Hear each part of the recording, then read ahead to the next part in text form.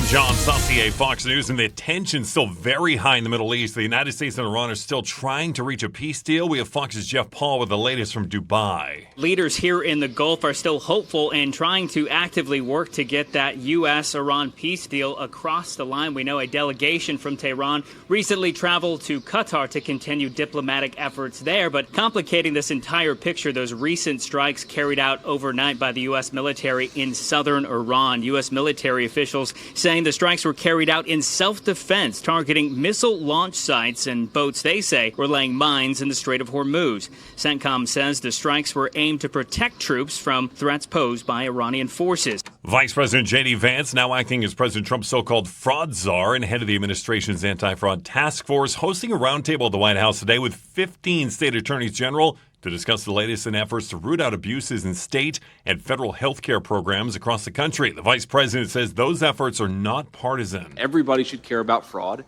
Everybody should care about rooting out fraud. Everybody should care about saving the American taxpayers' money.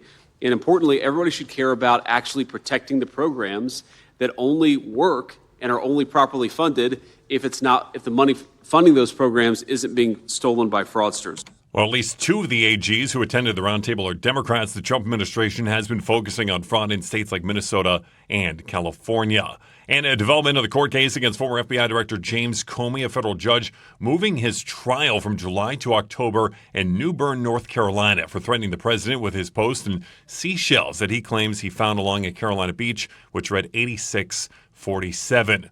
Pretty big day on Wall Street today, at least for the NASDAQ, which was up over 300 points at the close. The Dow was down at the close. President Trump is allowing in more white South Africans due to what the administration calls incitement of violence by the country's government. Fox's Jessica Rosenthal explains. The president has largely stopped refugee admissions since he took office, except for white South Africans, specifically Afrikaners, many of whom are farmers. He was planning to allow 7,500 refugees in, but he's increased that by 10,000 through the end of September. An administration document says the Afrikaners face an emergency situation due to incitement of racially motivated violence by the government. Last year, the president hosted South Africa's president, Cyril Ramaphosa, and played videos for him, including clips of South African politicians chanting for the farmers to be killed. Ramaphosa and others in his delegation said violence is a problem for all in South Africa and that it's not racially motivated.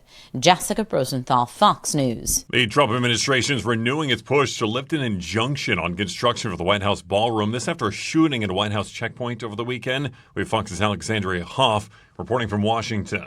The Justice Department returned to a federal judge over the weekend, saying that Saturday's incident proves the urgent need for construction to continue on a White House ballroom without legal hurdles that are currently in its way. Sunday's court filing, it reads this.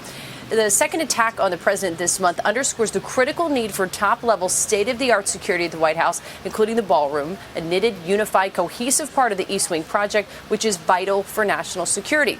While an April ruling intended to halt above-ground construction in the White House ballroom, work has continued due to an order that was put on hold from an appeals court, so that's still going back and forth. Democratic lawmakers have called the ballroom a waste of money and have questioned whether private funds for the construction where they are coming from. U.S. consumer confidence declining slightly this month as gas prices stayed high and inflation remained elevated. The Conference Board's Consumer Confidence Index slipped to 0.7 points to 93.1 in May, first decline after 3 months of gains. I'm John Saucier, and this is Fox News.